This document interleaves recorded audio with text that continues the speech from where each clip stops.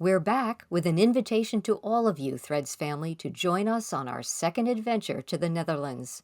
Our first trip was such a huge success that we've planned another in 2025. It runs September 16th through the 24th, and there are lots of new activities and workshops to enjoy on this exclusive tour. We'll visit world-class museums, fine fabric shops, and our main event is a 3-day workshop with Saskia Tervella of the Dutch Couture Academy. Saskia hosted us last year, and she's planning all new, hands-on learning alongside her wonderful hospitality. She'll focus on large frame couture embroidery, Chanel-style trims, and Japanese pattern making. This trip is filled with activities that will inspire you and fellow sewing travelers. To find out more about the 2025 Travel with Threads Netherlands Tour, go to threadsmagazine.com. The group is limited to 20 participants, so be sure to reserve your space today.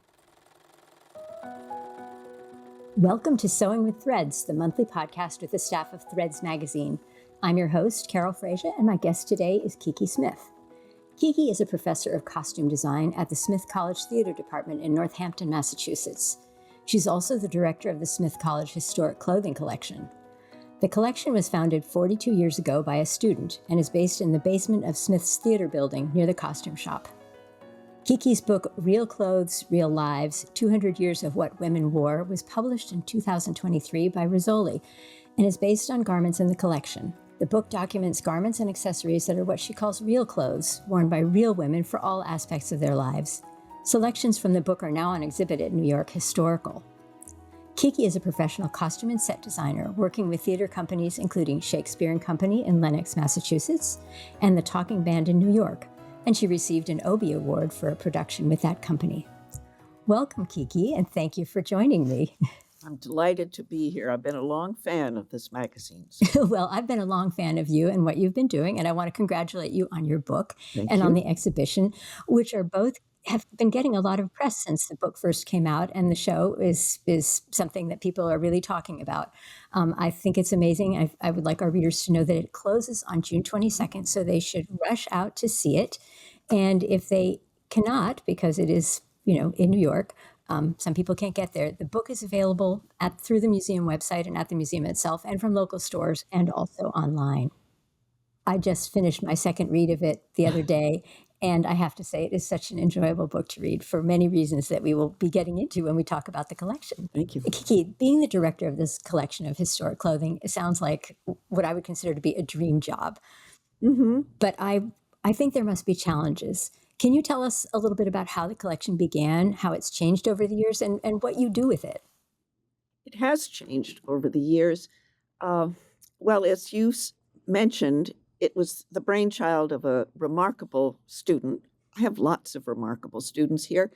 And that one was very involved in the gray metal cabinets that I had moved out to a hallway in which I was filing all kinds of really exquisite dresses that had come in as a donation when this building first opened about 50 years ago. They were French and big names in the whole works. And my predecessor had just put them in the stockroom along with, monk's robes from Romeo and Juliet and an errant tutu or something. So I knew that they don't belong on human bodies, particularly actors who were too hard on the clothes. But I also knew that they'd be wonderful research. So I moved them out to the hallway. I started using them in class. A few people started donating clothes, and that really got Beth going. So she did a little mini exhibit, and she packed up her two favorite garments from the collection in an acid-free box, of course, and hiked herself to New York City to meet up in appointments with Elizabeth Coleman, who was then the director of the costume department at the Brooklyn Museum, and Stella Blum, who was at that point running the Met. Both of those women were amazed at this young lady and who was wanting to find out how to set up a collection. And in that case, on museum standards. When she found it out, she spent, on top of everything else she did, by the time she graduated, she made a 350-page typed manual, which is still current, and just sort of got us started, raised money that could be used to hire student interns. And that was a real basis of this collection. It is it's a teaching archive, I've labeled it now. It's not a museum, and as such, it gives a different kind of leeway of what kinds of clothes, besides the exquisite couture pieces, what kinds of clothes would be useful to a costume designer, to a sociologist, to an anthropologist of some kind. So it has grown in spurts, and often because I'll have a student intern and she will do a mini exhibit, and then I'll make sure to get that photographed and published in an alumni bulletin, and lo and behold, there are some alumni who are cleaning out their parents' attics. Would we please take these clothes off their hands? So it accumulated that way, and then other friends who heard about it. But then I confess, about 12 years ago, I discovered eBay. And at that point, the kind of clothes I was interested in were really cheap. And I'm talking about waitress uniforms that have stains on them. That only adds to their veneer as far as I'm concerned. And I figured out that I could buy a range of clothes every year, and as an alum of the college, I would donate it at the end of the year. Probably not the kind of donation the college really would have liked, but for me, it only made the teaching collection even better. So I don't buy so much anymore, partly because the prices have gone up and we're out of space. I have put cabinets every place I can figure out down here in the basement, in dressing rooms, under the stage, you name it. And there's really no room left at the inn. So until I find out what can happen to this collection, I'm kind of at a standstill. So that's where I am, hoping, I think, to hear from the administration, thumbs up, thumbs down. But if I can give one more little story in this, at the 40th anniversary of this collection, with an ensemble of remarkable women who happen to be Smith alums, two of them in their 80s, one of them a former student who is hell-bent to get this thing going, we organized a 40th anniversary, which was a day-long event.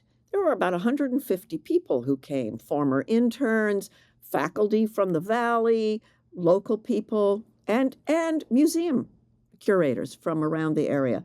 Well, we old folks, thought it would be great to have a interesting speaker. And we, who read the New York Times, thought Vanessa Friedman would be great. Now, I have to confess, none of my students know who Vanessa Friedman is because they don't read the New York Times. That we didn't care. We wanted her here. And thought she would be an interesting draw. She agreed to come if I would interview her. She had no clue why we were asking her, really. She had no reason to know. But nonetheless, two of my star team said, now, Kiki, at lunch, you take Vanessa from the building where we're doing this down to the theater building to the basement and show her the collection. And I went, are you kidding me? This is a woman who sees Balenciagas, and she's going to have high heels this tall. Clip-clop across the campus? I don't think so. So anyway, she came. I interviewed her, and then before lunch, I gave a kind of update about the collection and showed slides, at the end of which Vanessa came up to me and said, would you take me down there and show me the collection? So in her high heels, that high, down we went for an hour into the basement, and I showed her what I would say are the antithesis of couture clothes. And she nodded and went, okay. Then, of course, she figured out why we were celebrating this collection. and said, how are you guys going to raise the money to do this? And one of my colleague stars said, well, we thought maybe we go to a wealthy fashion designer like Diane von Furstenberg. At which point, Vanessa's eyebrow rose and said, that's a brilliant idea. I know her. I'll put you in touch. A month later, there I am sitting in this over-the-top, amazing office with this amazing powerhouse of a woman who professes to love my collection. This collection is not mine, this one. And that she understands we're having a hard time getting attention from the college. And she said, you need to make the college love your collection. Yeah. And I frankly thought, well, she could fund it, but that's not her way. She said, you need to do a big exhibit and take it all over the country, at which point inside I went, I'm going to die before I can do that. And the other thing is, you need to write a book about it. And I'm calling Rizzoli right now because they do my books. And gosh darn if she didn't. And a month after that, we were in discussion with Rizzoli. Now, it took about 2 years to raise the money to get the photographs and things. But she was absolutely right. The book came out and was sort of like, what is this book? Why are we celebrating these things? And these, I have to admit, I say they're beautiful photographs because the women who dressed them and the woman who took the photographs are inestimably talented. So anyway, and then before the book even came out, one of the vice presidents at New York Historical knew one of the women who'd worked on the project and heard about it and said, I think we ought to talk. And so the exhibit is in the Women's History Gallery at the museum, which was founded and funded by a Smith alum. So it feels like we're home. And it's gotten amazing coverage, yes, which is very heartwarming to me that people get it. What do you think it is that appeals to people? I mean, generally we go to the museum and we see these big collections of couture clothing and, the fancy stuff all the way back to Marie Antoinette, that sort of stuff. These are really real clothes. And I mean, I have to say, I love them too. The photography is stunning in the book. It feels very real. And at the same time you read it and you every single piece resonates in some way with your experience as a person, at least for me, I think. I agree.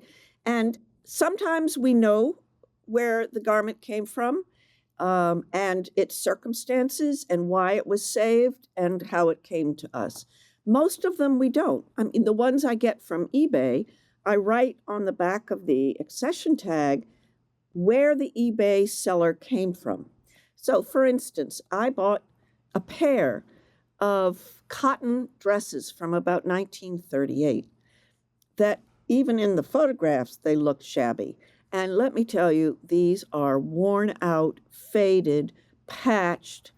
There are rips in the collar, behind the collar. The buttons have faded from red to white, plastic buttons, and lined with a piece of, quite obviously, feed sack cotton. And they are for a very slender person, the same person, because they're almost identical. And all I know is they came from a dealer in Chillicothe, Ohio. So I started to look carefully at them with a student, and we noticed there was this kind of odd arrangement of fading. It was across the shoulders. Maybe it had been sitting in a store window, not this dress. And it was faded on the back, but not on the front. And then it hit us both. That's where her apron was. Forever, her apron was there. So that helped to establish. Now, this is in the height of the Depression.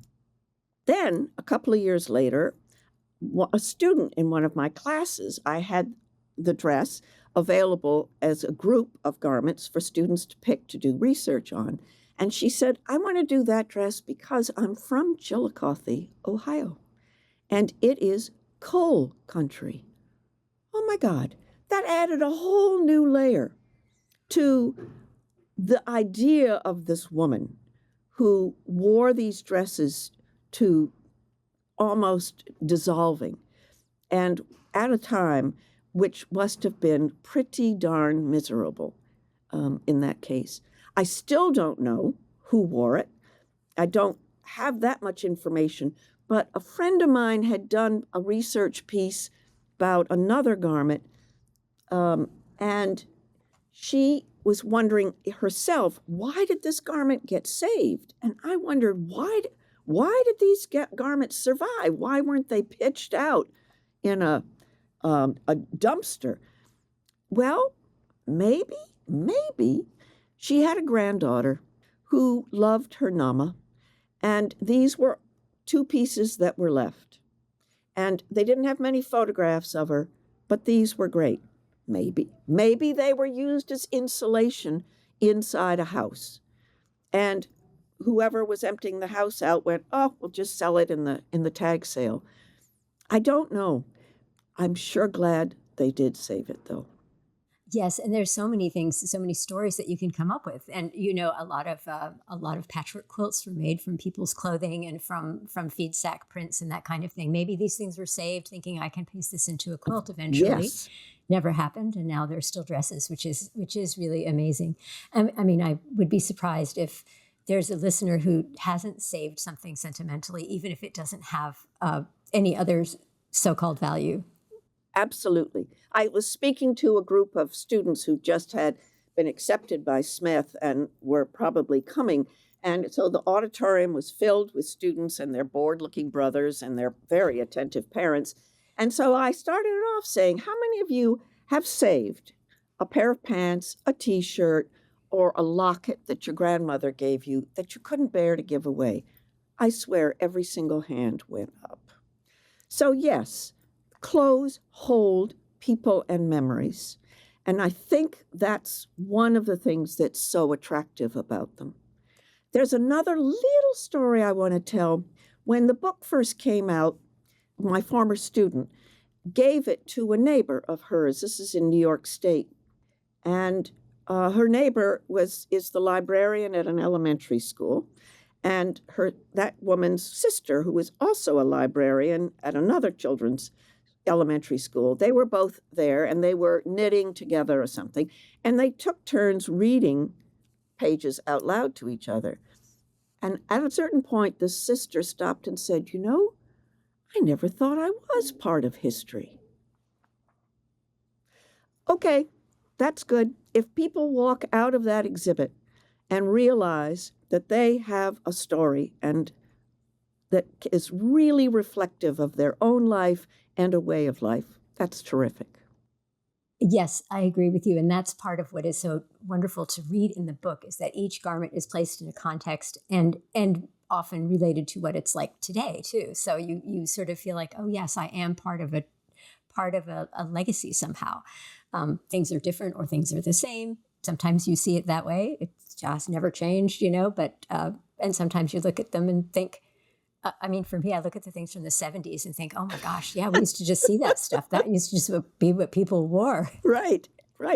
We're vintage at least, and I feel like I'm verging on antique at this point. But yeah. Well, it's fascinating to look at those clothes. I have to say that when I look at a collection of haute couture or very high fashion clothing, it's hard for me to sort of think I would want to wear any of those. Mostly I don't.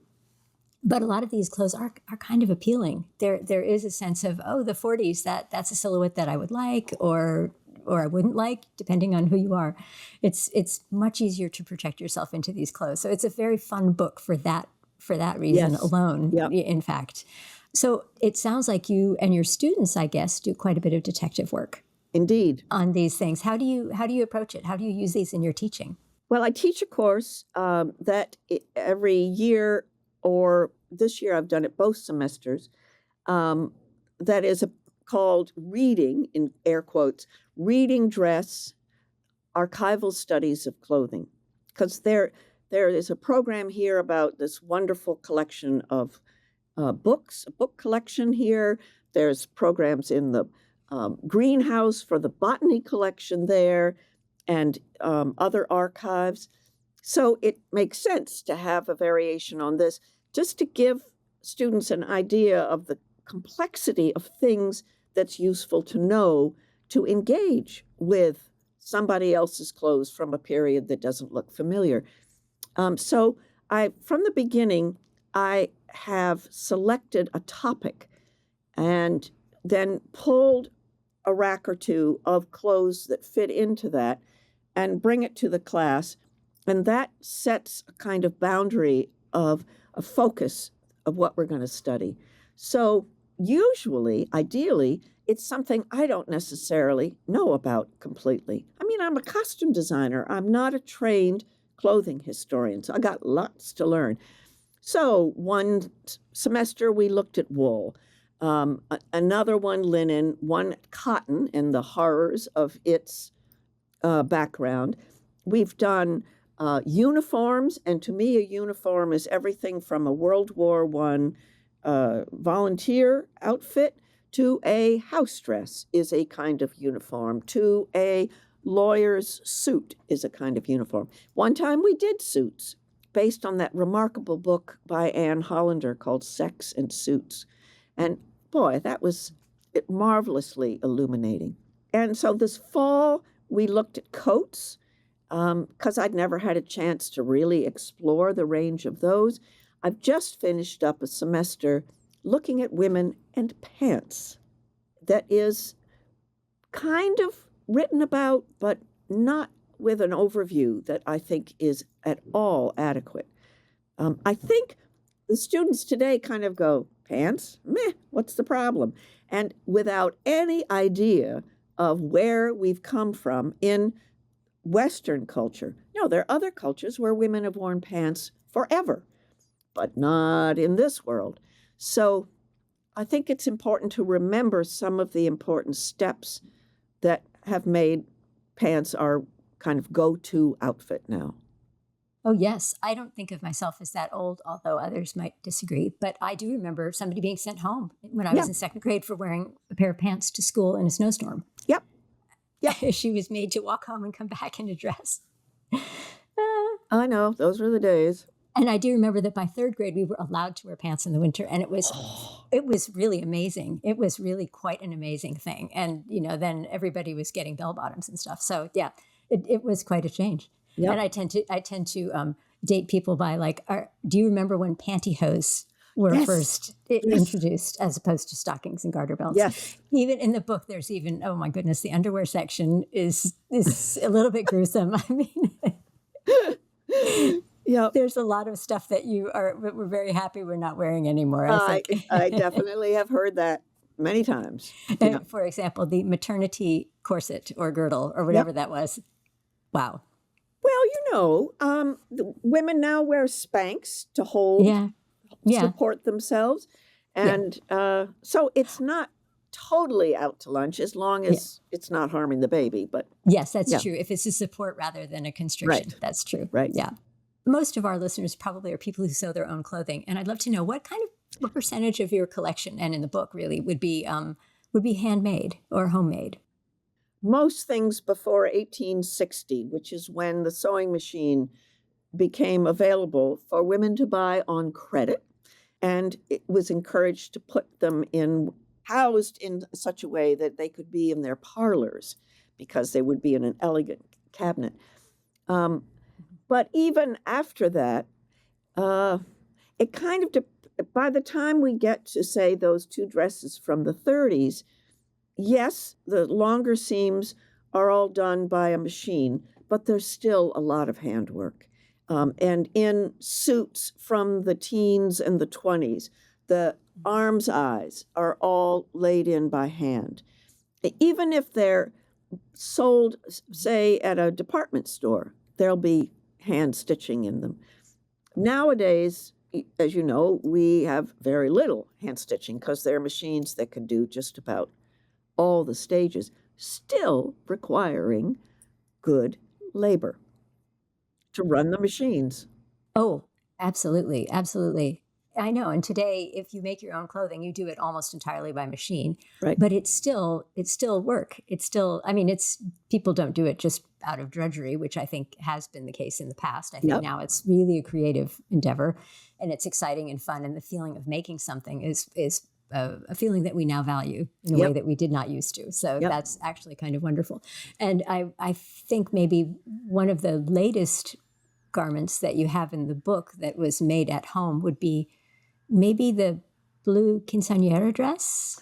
It's from the 1980s. It is a absolute labor of love, beautiful thing. And the story brought tears to my eyes. Isn't that There were wonderful stories in this book. That one I really felt that one. And I think the chapter on service and the maids' uniforms and the waitress uniforms really, they really kind of touch your heart when you think about what these women had to go through and what they did for themselves, for their families, and Yes. how that is exemplified in the clothing that they wore and made.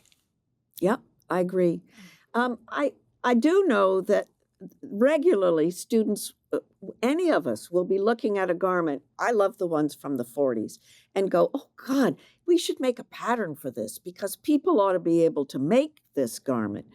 And so that'll be another side project.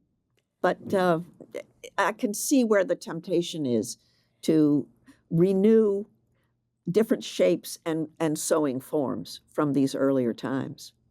Oh, yes. I was rediscovering the 40s through this book, too, because that's an era that I don't pay a lot of attention to. And most of us are sort of new look 50s. We are familiar with that from Mrs. Maisel and various other, Right. and then Mad Men introduced us all to 50s, 60s, and then into the 70s.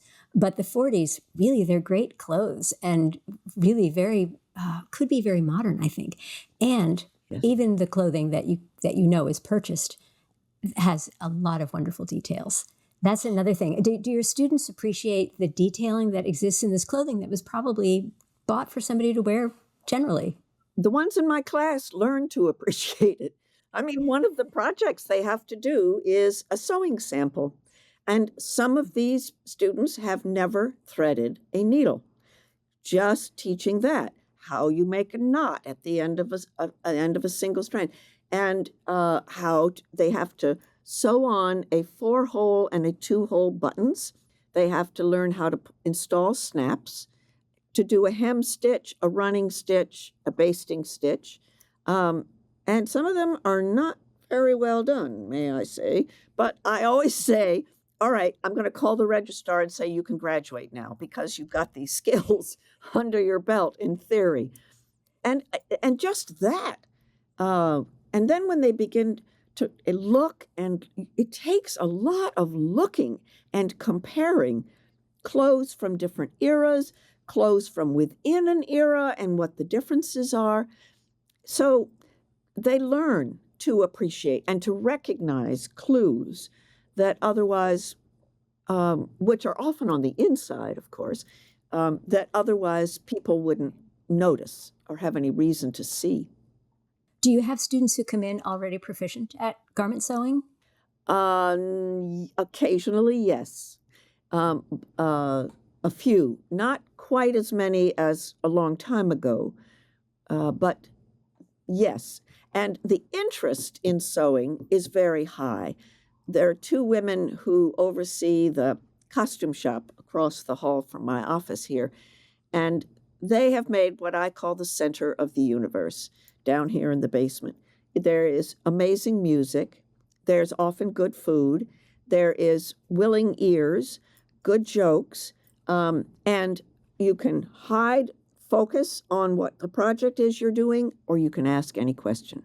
Now, so on Friday afternoons, it's an open time, and it's packed in there with students everywhere from learning how to patch their jeans to wanting spread out and cut out a dress they're going to wear for graduation.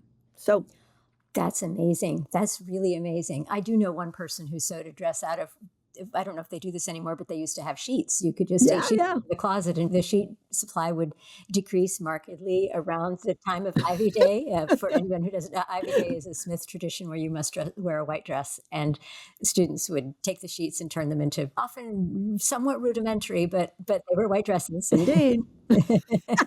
You're so discreet, Carol, in your descriptions. Well, no, I do. I had a friend who made a really great. She had a white blouse, and she made this really pretty skirt with a pleated cummerbund. It was charming, and I didn't really Yeah. know.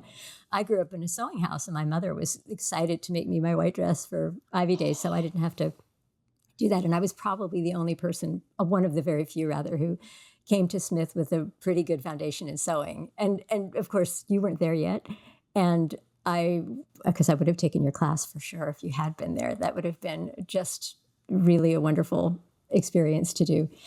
I think that looking at older clothing and finding out what you can from those pieces is so marvelous. And even the style of prints and the types of fabric, the use of rayon, really interesting Yes. for a period of time. Which, growing up, I think we had all moved to polyester, so that was quite a change too. Right. Yeah. We're kind of going back. Yeah. So, do you Yep. have a favorite item from the collection? Well, it is a bit like Sophie's Choice, I don't want to hurt the feelings of anybody, of any of the garments. Right. I have to say, those two dresses from the 1930s, I think, Mhm. never fail to move me. There's remarkable pieces, like when this was first getting put together, the college bought many of the papers from Sylvia Plath's mother. And because Sylvia Plath, as you know, went to Smith. So, but part of the purchase was her Girl Scout uniform and a prom dress that she had purchased while she was here. And so, if there used to be gatherings of scholars about Sylvia Plath coming to see the archives of her papers, and they'd come downstairs and I'd open up the boxes, and it's sort of like they would stand over the boxes to inhale the DNA. Understandably, I did find out the prom dress with the help of Karen Kukiel, who was the major editor of all of Plath's papers here at Smith, who, when she looked at Sylvia Plath's armload of badges, said, yep, she was a type A personality. But she also knew that Sylvia had written about this very dress in her journal at the time. She'd written just raving about it and the beauty she was going to be, describing it and drawing it for her mother in a letter, and just ecstatic about it. And then the next time it shows up is in The Bell Jar, her novel, which is based on her time in New York City as an editor, as college editor for a month. I think it's, what is it, Mademoiselle I or think so. Glamour? Yeah. And there are photographs there of her wearing the dress at a cocktail party for it.